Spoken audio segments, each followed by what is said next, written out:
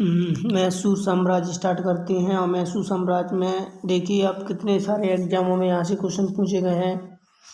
जैसा कि NTPC 2016 में क्वेश्चन यहाँ से आया हुआ है, 21 में भी आया हुआ है, ग्रुप D 2018 में। ये विभिन्न एग्जाम देखिए SSC के एग्जाम में विभिन्न सालों में, अलग अलग सालों में यहाँ से क्वेश्चन पूछे गए हैं। तो मैं यहाँ से क्वेश्चन स्टार्ट करता हूँ, थोड़ा सा आपको अच्छे लेवल से समझा के। चलिए देखते हैं, पहला क्वेश्चन यहाँ से समझते हैं। आरंभ में भारत के मैसूर राज्य में वाडियार वंश का शासन था। यानी कि जब हमारे हैदर अली और टीपू सुल्तान जो मैसूर को स्वतंत्र कराएंगे, उससे पहले यहाँ पर वाडियार वंश का शासन चल रहा था। ये आरंभ में भारत के मैसूर राज्य में किस वंश का शासन था? तो आपका आंसर होगा वाडियार वंश का शासन था। वाडियार वंश का एक शासक था चिक्का कृष्णराज। वाडियार वंश का शासक था चिक्का कृष्णराज।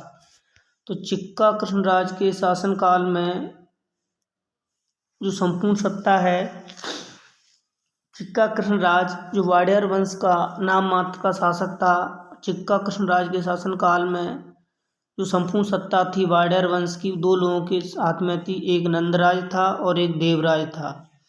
दोनों के थोड़े नाम याद रखें, नंदराज और देवराज, दोनों भाई थे। चिक्का कृष्णराज के शासनकाल में पूरी सत्ता इन्हीं के हाथ में थी, जिसमें से नंदराज ने 1749 में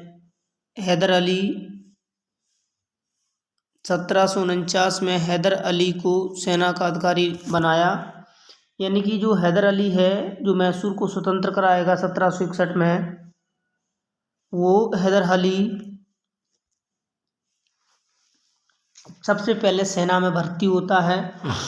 और जो नंदराज है, नंदराज 1749 में हैदर अली को सेना का अधिकारी नियुक्त करता है। 1755 में हैदर अली एक शास्त्रागार स्थापित करता है डिंडीगुल में। 1755 में हैदर अली डिंडीगुल में एक शास्त्रागार यानी तोपखाना स्थापित करता है। डिंडीगुल तमिलनाडु में पड़ता है, मैसूर कर्नाटक में पड़ता है। तो हैदर अली पहले एक सेनापति के रूप में भर्ती होता है, सैनिक के रूप में भर्ती होता है, बाद में सेनापति बनता है। और आगे चल के एक जो शास्त्रागार होता है, जहाँ अस्त्र शस्त्र रखे जाते हैं, तोपखाने रखी जाती हैं, उस सब का ये कंट्रोलर ही बनता है हैदर अली। उसकी स्थापना ही हैदर अली करता है डिंडीगुल में 1755 में। और 1760 में जो चिक्का कृष्णराज हैं, इनकी मृत्यु हो जाएगी। और अगले ही साल 1761 में हैदर अली मैसूर का स्वतंत्र शासक बन जाएगा। यानी कि हैदर अली जो है वो मैसूर को स्वतंत्र घोषित कर देता है 1761 में, क्योंकि 1760 में चिक्का कृष्णराज की मृत्यु हो जाती है। उनकी मृत्यु के बाद हैदर अली 1761 में मैसूर को स्वतंत्र राज्य घोषित कर देगा 1761 में। आगे देखते हैं, जब मैसूर स्वतंत्र राज्य घोषित हो जाता है तो अंग्रेज़ों को बहुत परेशानी होती है। तो अंग्रेज इनसे लड़ाई लड़ते हैं। अंग्रेज़ों और मैसूर के दो लोग, जैसे अभी हैदर अली और उसका बेटा टीपू सुल्तान, कुल 4 युद्ध लड़ेंगे। यानी कि अंग्रेज़ों ने मैसूर के साथ कुल कितने युद्ध लड़े? तो आपका आंसर होगा 4 युद्ध लड़े। पहले का कब से कब देखते जाइए आप। प्रथम ओंग्ल मैसूर युद्ध 1767 से 1769। प्रथम ओंग्ल मैसूर युद्ध 1767 से 1769। और इस युद्ध में हैदर अली ने अंग्रेज़ों को मद्रास तक खदेड़ा, क्योंकि मद्रास में उनका हेडक्वार्टर था अंग्रेज़ों का। मद्रास बोले तो चेन्नई तमिलनाडु, मद्रास तक खदेड़ा। मद्रास की संधि के द्वारा प्रथम ओंग्ल मैसूर युद्ध को समाप्त कर दिया गया 1769 में, यानी 2 साल चला। तो प्रथम ओंग्ल मैसूर युद्ध 1767 से 1769 मद्रास की संधि के दौरान समाप्त हुआ हैदर अली और अंग्रेज़ों के बीच। इस युद्ध में हैदर अली विजय हुआ और जो मद्रास की संधि हुई थी उस संधि के द्वारा ये वादा किया गया था अंग्रेज़ों ने और मैसूर का शासक टीपू सुल्तान ने कि हम दोनों का एक कॉमन दुश्मन है। कौन है? मराठे। तुम्हारा भी दुश्मन है, मेरा भी दुश्मन है। तो मराठे के विरुद्ध में जब भी लड़ाई होगी तो हम एक दूसरे की क्या करेंगे? मदद करेंगे। ऐसा इन दोनों ने प्रॉमिस किया था। कौन ने? अंग्रेज़ों ने हैदर अली से, और हैदर अली ने अंग्रेज़ों से प्रॉमिस किया था कि हम दोनों का जो उभयनिष्ठ शत्रु है, वरिष्ठ नहीं, उभयनिष्ठ, उभयनिष्ठ शत्रु यानी कॉमन जो इनका दुश्मन है, कॉमन जो इनका दुश्मन है मराठे, जो शत्रु है मराठा, वो मराठाओं के विरुद्ध में परस्पर एक दूसरे की मदद करेंगे। ऐसा मद्रास की संधि में क्या हुआ? वादा हुआ। लेकिन अंग्रेज साले दोगले थे, ऐसा कहीं भी वो किसी संधि पे नहीं गए। द्वितीय ओंग्ल मैसूर युद्ध, द्वितीय ओंग्ल मैसूर युद्ध ये चला अपना 1780 से 1784। द्वितीय ओंग्ल मैसूर युद्ध 1780 से 1784 4 साल चला।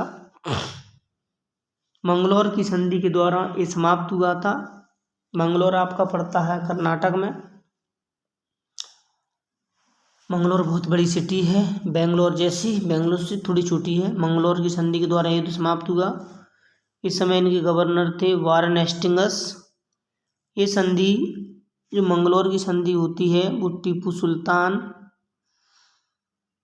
और अंग्रेज़ों के बीच में होती है। तो इसकी पूरी कहानी सुनेंगे कि टीपू सुल्तान कहाँ से आ गया, कौन है। मंगलौर की संधि टीपू सुल्तान कर रहा है।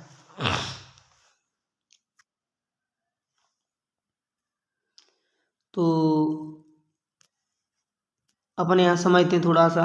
1780 से 1784 में जब द्वितीय ओंग्ल मैसूर युद्ध हुआ, इस युद्ध के दौरान इनके पिता की मृत्यु हो जाती है, हैदर अली की। इसलिए जब आगे चल के 1784 में मंगलौर की जो संधि है वो टीपू सुल्तान करता है। तो मंगलौर की संधि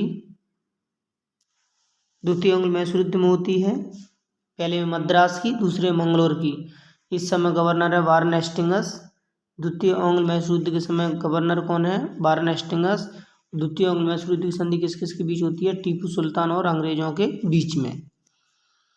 इसमें थोड़ा सा समझते हैं हम कहानी। द्वितीय ओंग्ल मैसूर युद्ध स्टार्ट हुआ 1780 में, और 1780 में जब युद्ध स्टार्ट हुआ था तो पौलीपुर जगह पे जो टीपू सुल्तान था अपने पिता की तरफ से लड़ रहा था, पौलीपुर जगह पे ब्रिटिश सेना के जो सेना का जो हेक्टर मनरो था उसको इसने परास्त किया, हराया। तो इम्पोर्टेंट फैक्ट है, इसको याद रखना है आप लोगों को कि टीपू सुल्तान ने ब्रिटिश सेना को यानी हेक्टर मनरो को 1780 में पौलीपुर में हराया। कहाँ हराया? पौलीपुर में। ये भी आपका तमिलनाडु में पड़ता है। तो ये जो है पीसीएस लेवल का क्वेश्चन है, लेकिन एसएससी और रेलवे में भी आ सकता है। याद रखें कि टीपू सुल्तान ने ब्रिटिश सेना को यानी जो हेक्टर मनरो 1780 में पौलीपुर में हराया। कहाँ पे हराया? पौलीपुर में। चलिए नेक्स्ट देखते हैं। 80 के बाद 1781 की बात सुनिए। जनरल आयरकूट ने पोर्टोनोमा युद्ध में जुलाई 1781 में हैदर अली को हराया। देखिए 1780 में इसका बेटा टीपू सुल्तान अंग्रेजों को परास्त कर रहे हैं पौलीपुर में, यानी हेक्टर मनरो को परास्त कर रहे हैं। अगले साल 1781 पोर्टोनोमा, ये भी आपका तमिलनाडु में पड़ता है। पोर्टोनोमा इस अंग्रेजों की तरफ से नेतृत्व कर रहे थे पोर्टोनोमा के युद्ध में जनरल आयरकूट।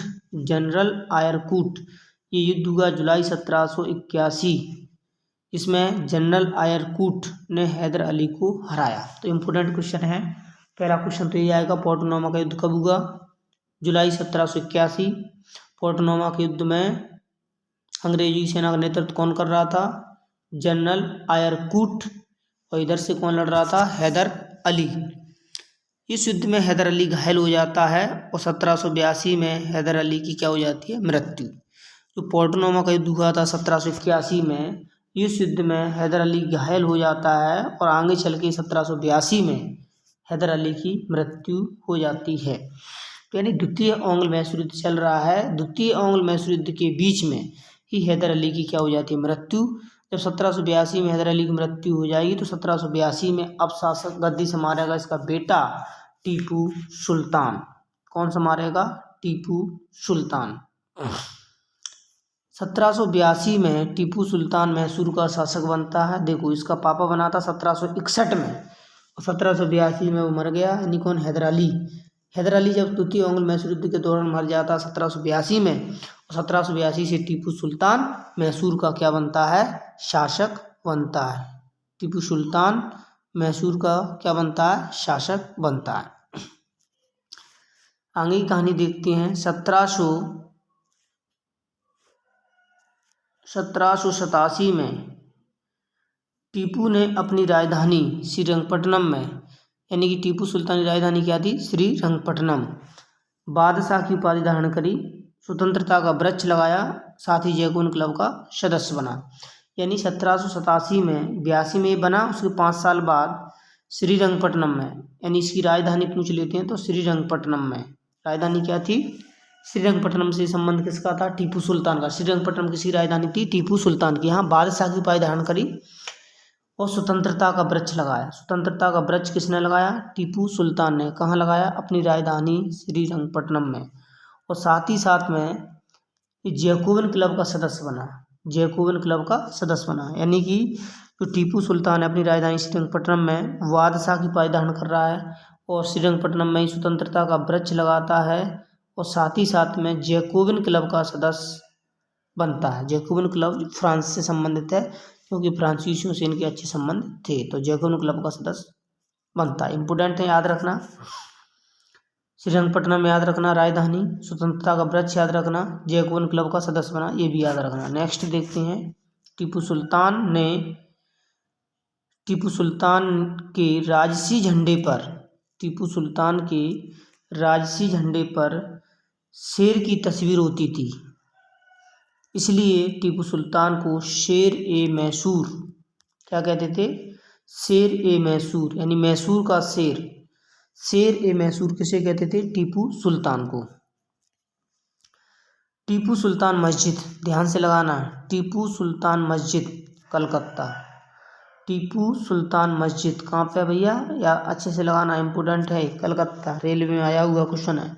टीपू सुल्तान मस्जिद। देखो, टीपू सुल्तान हैदर अली मैसूर के साम्राज्य के शासक थे, लेकिन इनकी मस्जिद कहाँ पे? टीपू सुल्तान की मस्जिद कलकत्ता में, जो हुगली नदी के किनारे बसा हुआ पश्चिम बंगाल की राजधानी है कलकत्ता। टीपू सुल्तान ने विदेशों में दूतावास स्थापित किए। जैसे आज हमारे भारतीय सरकार बनाती है विदेशों में दूतावास, ऐसे ही टीपू सुल्तान ने विदेशों में दूतावास स्थापित करे थे। तो दूतावास किसने स्थापित किए थे? टीपू सुल्तान ने। पीसीएस में पूछा हुआ क्वेश्चन है। अब इसके बाद आता तीसरा युद्ध, तृतीय ओंग मैसूर युद्ध।